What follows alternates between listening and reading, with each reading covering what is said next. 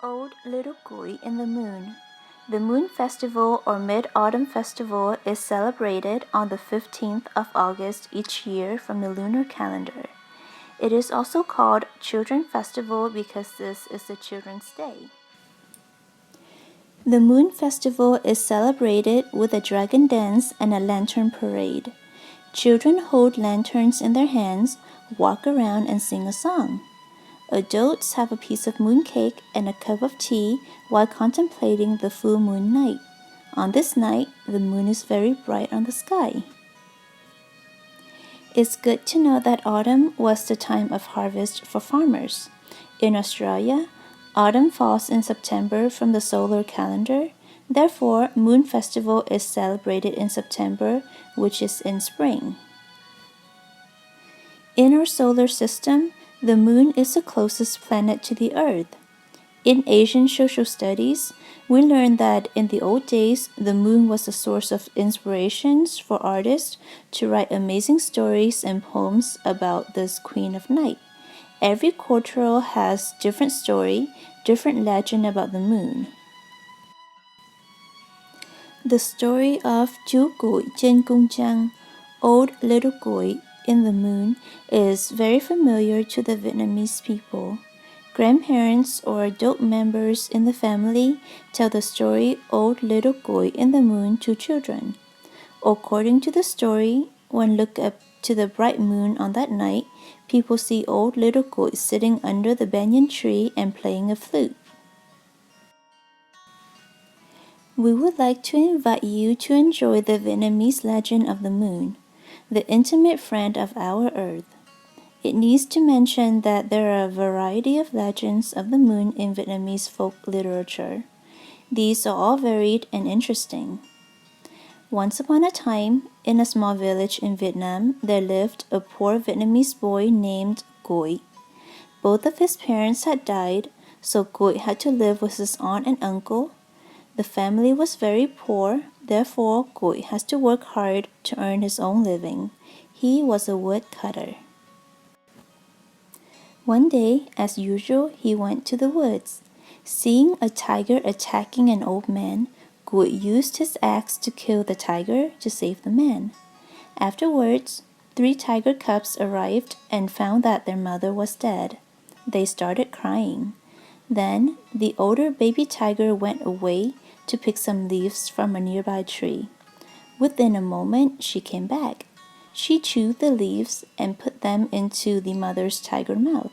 Standing watching beside the rock, Cuội was extremely surprised to see that the mother tiger gradually opened her eyes and finally she was revived. When all the tigers had gone, Cuội pulled the tree out of the ground. On his way home, Cuội saw a rabbit lying dead under a stone. He took some leaves, chewed, and put them into the rabbit's mouth. Eventually, the rabbit was brought back to life. Cuội was so happy, he believed that this was a magic tree that could save people's life. After that, Cuội saved an old man's life. The man thanked him and asked him what the wonderful medicine was. Cuội told him what he had observed from the tiger. The elderly man said to him seriously, "This is a magic banyan tree, a tree of heavenly herbal medicine. This tree has the power to heal wounds to sick and make the dead revive. Always water it with clean water. Never water it with dirty water, otherwise it will fly up into the sky." Cuội brought the tree home and planted it in the garden. The tree grew very well. It was so big and so tall and covered with full of green leaves within a short time. Thanks to the tree, Cuội helped lots of people in his village. People recovered from sickness by using the leaves from the magic tree. Cuội took good care of the tree and always watered the tree with clean water from the well. This banyan tree was a pleasure and treasure to him. He clearly remembered what the old man had told him about this special tree. Every night, Cuội sat under the banyan tree to meditate. One day, he realized that he knew lots of things without learning. His wisdom suddenly came out of nowhere. He had reached the state of enlightenment. People in the village highly respected Cuoi and admired his profound knowledge, not only herbal medicine, but also astrology and theology. They often approached him for advice and consultation. Many girls in the village fell in love with him and wanted to get married to him. Sadly for them, Cuoi was so busy looking after the banyan tree and helping the villagers, he had no time for love and marriage. He was planning to grow more banyan trees like this special one to give to other villages so that the next generations would benefit from the magic tree. In the villagers' eyes, Cuoi was a wise man of good heart, a kind-hearted young man who was very much loved by everyone in the village.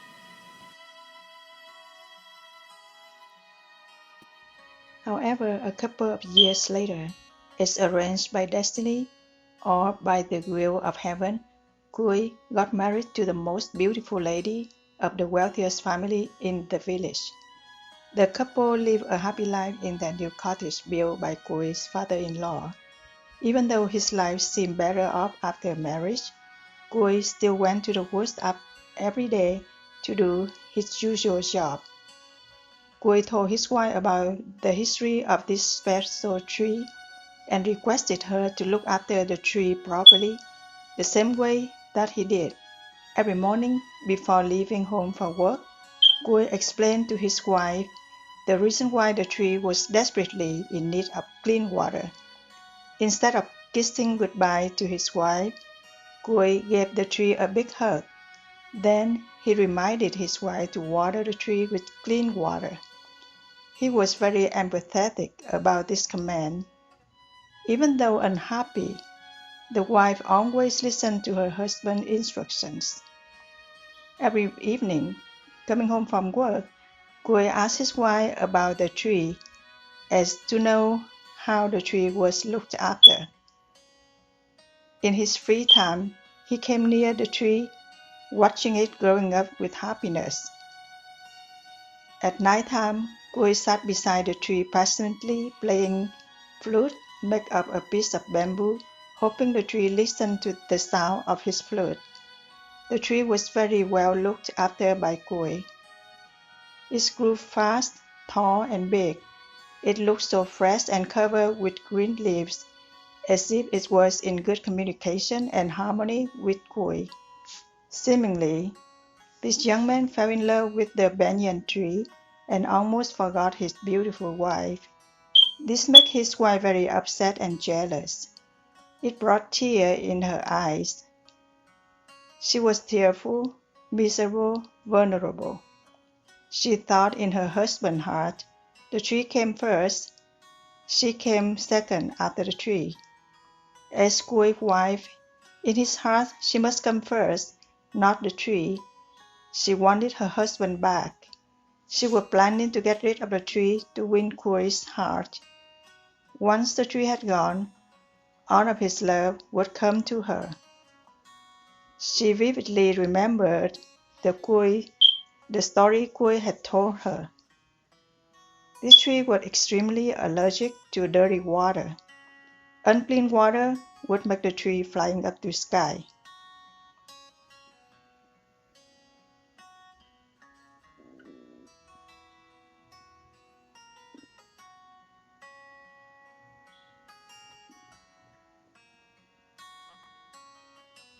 One day she disregarded Cuoi's instruction.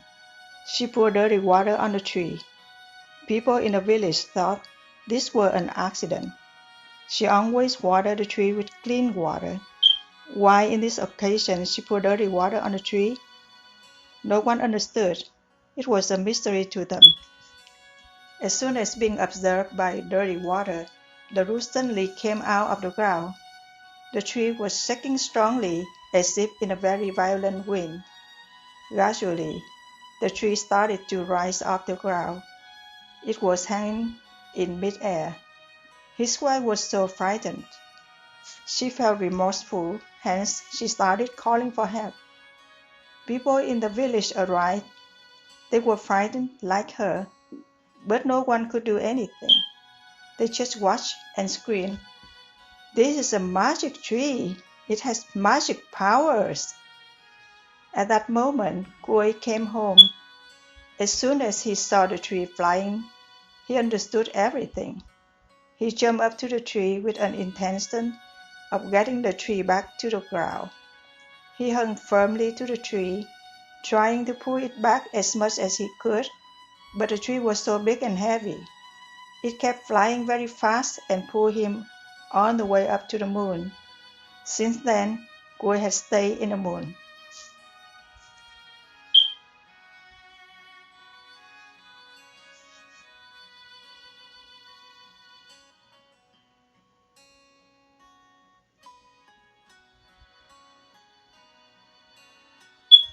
On the earth, every night his wife sadly looked up to the moon where Cuoi is staying forever, thinking of her husband and the tree with remorse and repentance. Looking back, she thought she should have done differently. She asked herself, "How can I do to turn back the clock? If I could, I would treat the tree with kindness and tolerance for redemption. What can I do now to rectify my jealousy and selfishness? This was a big mistake of me." She was praying and longing for a magic that could bring Cuoi and the banyan tree back to the earth. She would fall in her husband's arms to make confession to him and plead his forgiveness. He would promise Cuoi that he would love the tree the same way as he did. In her dream, she saw Cuoi look at her sadly and said to her in a serious voice, "The tree is my flesh, my heart, my soul. You truly love me, you should love the trees as well."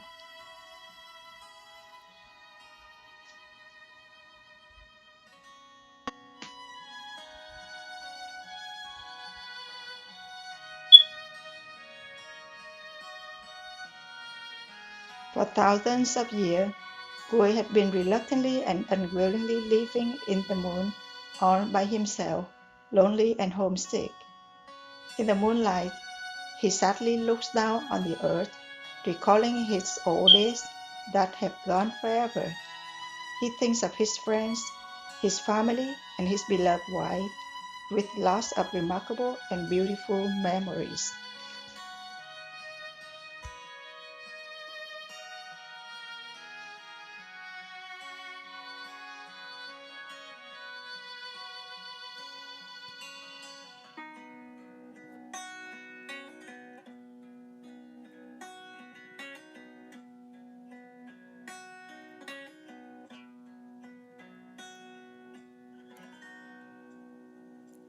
White silvery moon with a banyan tree, an old little Cuoi full of dreams.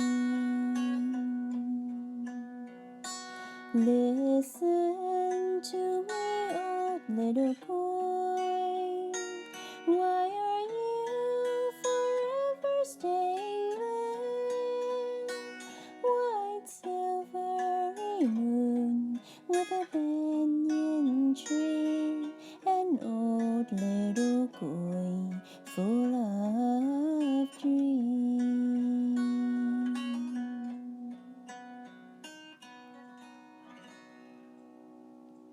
White silvery moon with a banyan tree, an old little Cuoi full of dreams.